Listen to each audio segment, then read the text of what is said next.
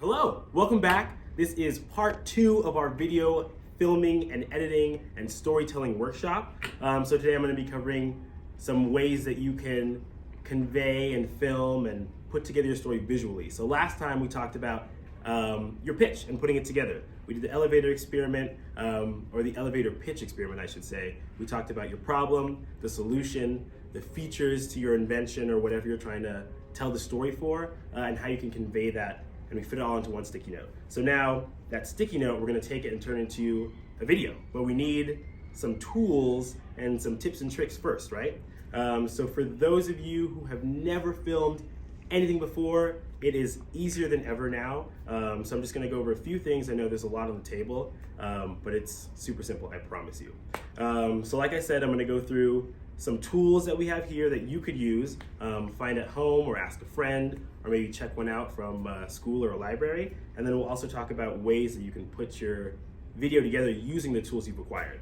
So I think I'll start out with actually filming, right? What are we gonna use to capture the video? So one obvious answer that people think to a lot is a camera, and this is one we use here at Explora. It's a pretty fancy, nice camera. We have a bunch of different lenses. This is gonna be great for filming everything, pretty run the mill. But I want you to kind of forget about this for now. This doesn't really exist because a lot of times people think I need the fanciest camera, the best tools, the most expensive lenses, but no, get that out of your head.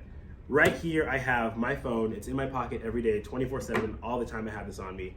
These are a great way to film videos, take pictures, capture audio. You can get real professional level results just with this device you have in your pocket all the time. So we're gonna think about this as our primary filming tool, right? But what are the other components that we have of a video? You need lighting and you need sound. So those are super key, but there's also one thing that people don't forget about is stabilization. I right now am not using a tripod, I'm actually using a coworker, but he's a great tripod. So the first one for stabilization, if you have a friend or a buddy that can hold the camera, have them do it. That's great, because then it's easier to move them. You don't have to get from your spot and move it around. You can just tell them to step over there, step over there. But if you don't have a buddy, you're filming this on your own, we have an assortment of tripods that we have at our disposal. We have this one with the legs that aren't adjustable. They just kind of pop out here, 3 points like most tripods are. You set it in there. This one specifically has a little clamp on it to hold my phone, so I can just plop it in, stand in front of it, do my dance, and I'm done. There's also some setups for other situation with, I guess I'll call this a telescopic leg. So these ones are adjustable, so I can either be at this height or I can go all the way down to here to get me some extra height if I want to put it on the floor and have the video up. I want to put it on the table and be pointing down at myself. You have the options, you have the versatility. This one also has a tilt head on it, so you can screw in your camera or mount. Like I could pop this little camera phone holder onto the top of this and point it up and down. But sometimes you don't need that. There's also this super duper versatile option, not versatile in the sense of height like this one, but what I put it on. Say I'm at school or at a skate park and there's a railing, but there's no real like flat surface I can rest a tripod on. I can actually wrap these legs. They're like articulated and grippy. So I can wrap it around a little tripod, or not a tripod, wrap it around the railing, and I can hold it my phone just like that. So this is great anywhere you go. If you're like hiking, you want to film something or make a vlog, wrap it around a tree branch. Super nice. Or just put it on a table. It can go anywhere. So these ones are a super great option. But Sheldon, I don't have any tripods or any money. What am I gonna do? I can't get a stable video to save my life. That's okay. That's totally fine. One thing that I used to do all the time as a student, you just lean your phone against something. That works super well, but you bump a table, it's game over. So there's another option. If you have cardboard and some scissors, we can workshop one. So this was actually taught to me by my colleague, Anthony. He is a film wizard and my tripod today. So he said you can just grab a piece of cardboard, fold in half, hamburger style as they used to say when I was a kid, and I'm gonna cut a phone-sized slit into this. So I'm cutting mine at an angle because I want to, in theory, hold my phone in this tripod at an angle. But whatever angle you want it to hold your phone at, you just cut it that way. So now, I think if this works, if I didn't completely butcher it, I should have a tripod. Hey, look at that! That's pretty good. That took like 30 seconds. And more stable, if I bump the table, that's not going anywhere. So, like I said, if you don't have a tripod, rest it on something or some cardboard. I'm gonna remember that. That's nifty. That's a very handy trick. So we got the basics of what we're filming with down and what we can put it on, how we can set it up. Let's talk about some other tools really quick that are super crucial for filming video. And a lot of people don't think about it at all until it's too late and you've already filmed and you're like, it looks so bad, why does it look that way? Or it sounds so bad, why does it sound that way? And it is lighting and audio. So you can have a video that's totally beautiful, but if I can't hear what's being said, or there's like wind noise, or if you're like me and you're in a museum and there's like children screaming in the background, it can distract from like the whole main thing. So we have a few tools that help us get some super nice audio. So the first one that you also probably have, and why I'm gonna start with this one first, is your headphones. These are some classic Apple old school 3.5 millimeter jack headphones. You just plug it into the bottom, click, put it in your ears, and you have this little microphone that'll give some pretty direct audio because it's super close to your mouth. That works really well, sometimes better than just having the phone's like microphone audio, because that one will pick up all the ambient noise. This one will get a lot more direct and intentional sound from your mouth if you're speaking.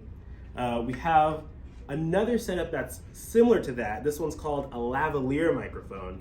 So basically you plug this bit into your camera or your phone again, and then what you're gonna do is you're gonna take this, and sometimes they have a clip. This one's missing the clip, but generally a lav mic or a lavalier mic has a clip, and you run it through your shirt and clip it right here. And so it has this little like squishy bit on it that's generally just called a windscreen. So if there's breathing, if you're like blowing your air on it, it doesn't sound, or if it's windy outside, it kind of mitigates some of that sound. So those are really great. Those are fantastic. If you're doing a table interview, so say me and my tripod are talking to each other from across the table, this is a really good setup, or I guess it would be better if we're sitting next to each other. This is just, this one specifically is called a blue Snowball microphone, but it has a range from about here to here. So anything in this vicinity, it's gonna pick up that sound, not so much the stuff behind it. So say Anthony and I are sitting here having a conversation and we have an audience over there, we don't wanna pick up the muffled coughs or whatever from the audience. So it just gets what's in that little cone of sound, I'll call it. So these are a super great option. This one just connects via USB into a computer.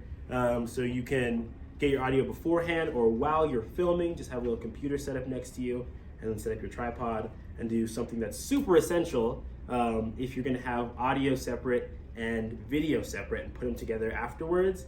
At the very start of your cut, what you're gonna wanna do is clap. It's super simple and it'll save you so much time. If you clap and you're adding in your sound or audio afterwards, you can match them up just by linking the sound or the spike in the audio, because you'll see like a visual point when you make that clap, because it's a loud noise. Just line it up with you clapping in the video and it'll be synced. Super easy, save you time and tears. Trust me, it's really stressful trying to do that afterwards. And so in terms of lighting now, we have a few different things to talk about. The first one I'll notice is, I think we call this practical lighting. It's the lights you have available to you already. So you can set up your practical lighting to be most beneficial for you. We're filming in the Explora Theater right now, and we have these practical lights already set up. So we just situated our table with our props under the best looking light in the room, right? So you don't have to do any fancy setup. We just go to where the light already is, and you can see me, and you can see the background, you can see the stuff on the table, and it works great. Natural lighting is also really good, amazing. Natural light is like, if you can film in natural light, it makes everything look great in my opinion. But the problem in New Mexico is that sun is super bright. So you don't want it to be so bright that like everything is like washed out and all the highlights are clipping. So the highlights in the video is when there is so much white, so much light information that you can't really get any details, so it's just gonna show up as a white spot on your screen. And it's super frustrating because you lose all those skin tones and textures and bits. And some of our practical lights are turning on and off right now. I think I manifested it somehow. But anyways, natural lighting is always great, but just remember to, if you can, try maybe morning or in the afternoon, called blue hour or golden hour, when the sun is not like super peak, like right in the top of the sky, because it's just bright everywhere, you get some harsh shadows, it's kind of scary. Next, for lighting options, we have these little attachable lights. So this one here, I'm gonna try to turn it on if the batteries are charged. Ooh, they are. So this one attaches right on top of our clamp that we have here. So this is a great setup. I put my phone in, I turn my light on, whatever I'm filming is illuminated. It's fantastic. But there's another option. You say, what if you're filming yourself? There's a nifty tool called a ring light. So it is literally just lights in a ring. And same deal here, I can put my phone in this, but have it facing towards me, both the camera and this ring light, and it'll illuminate all points of my face instead of like just the center of my face.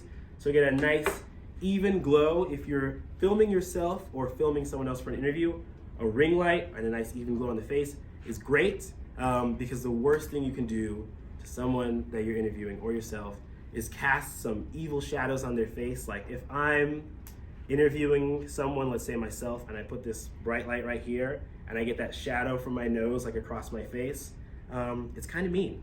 And that's what we'll call harsh lighting. So we don't want to do too much harsh lighting. We'll do some nice soft lighting, really balance out everything on the face. It looks great. And what else in terms of tools? I think I want to make sure I didn't miss anything with lighting, and I think that's pretty good cover.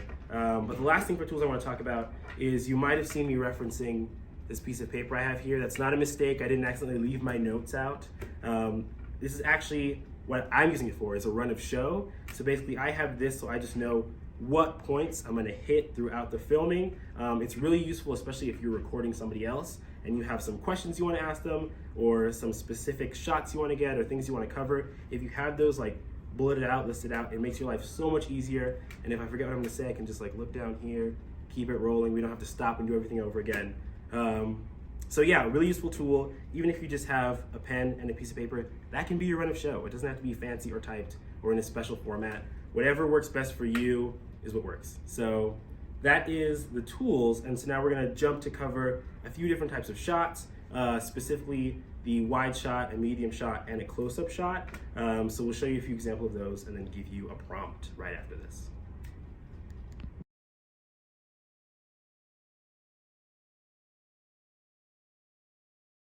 All right, so this is the very first shot we're gonna talk about. You might have noticed it jumped up. I'm getting a whole view of my face right now. This is a close-up shot. There's also what's called an extreme close-up, and that's like if we were like right here, it's like oh gosh, it's pushing into my face, you get all the details. That's super dramatic, maybe not necessary for what you're doing. If you're doing just like an interview or what's sometimes called a talking head, that is because it's cut right here, and it's just my head talking to you, talking head, close up. So if you're filming yourself or a buddy explaining a concept, this might be a great way to do it. You can have the camera spot on, so like directly at my eyes and I'm looking right at it, or you can have it off to the side. And so I'll demonstrate like this. So say the camera set to the side and the person who's asking the questions, so if it was an interview, will be standing there asking me the questions, I'm looking at them. So I'm either looking away from the camera or just to the side of the camera, or you can just do it directly to the camera. Whatever works best for you, but this is a close-up. This is pretty much what you saw before. This is the medium shot. Pretty basic if we want to get some stuff in the frame from around and myself. Nothing too dramatic about this one. It's a pretty standard angle. It's also called a two-shot if you have a person next to you, two people in one shot, a two-shot, but pretty basic. Yes. So this is a wide shot because it is so wide, meaning you get all the sides over there, all the sides over there. My toes are in it, the whole table's in it, my water bottle and my mask are in it. It's everything. So if you have a lot of, I guess, components, people, things that you want to show in the frame, the wide shot is the way to do it. You get it all. Okay, so now you know the tools, you know the shot types. What are you gonna do with all that? Well, let's put it into practice by doing a really quick activity that I did in school. And this one is just gonna be, there wasn't really a name for it, but it's essentially interviewing some things you can find in your kitchen. So like an apple, a carton of milk, a pineapple, whatever you have. Set up the shot and the subject, so my apple for example, and I'll use this plant right here, like I'm going to interview it. So say I'm going to interview Mr. Plant. I'm going to get the whole setup, put my phone in here, maybe set up some audio, you know, just to cover all my bases, turn on the lights, do my framing, whatever shot type I want, and I'm just going to film that for 30 seconds. Actually, you know what? That's way too long. Let's say 5 seconds. Film that for 5 seconds. It gives you a good idea of what that looks like. You can see how light's reflecting off of things, how the shadows are working. So if I'm casting really long shadows, if I have soft lighting or harsh lighting, it gives you a great example of that and allows you to like mess around with different shapes or contours. So obviously I might light this tripod differently than I would light this mug. But let's try 5 seconds of 5 different shots with some things you can find around the house. So that's activity 1.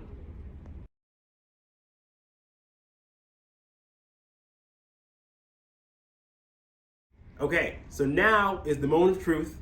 We learned the tools, we learned the skills, we did an activity, you had an interview with your paper towel roll and it went great. Now let's put all that into practice, right? We're gonna take your pitch, we're gonna take everything we learned today and you're gonna put it together. So your next activity is to film your whole pitch, the whole thing, but don't worry, you don't have to do it all in one take. You can split it up over a few days, over a few hours, over a few minutes. You might get it the first try. But don't push yourself if you don't, obviously. Take all the skills you have and kind of think about what works best for your situation and put it into practice. So if I'm gonna do an interview of myself giving my pitch, I might just do a talking head with some nice lighting, talking directly into the camera, and that's the shot. But you might be talking to someone else, you might have a partner with you that you wanna share with. It all depends on what you wanna do. But take everything you've learned and apply that knowledge.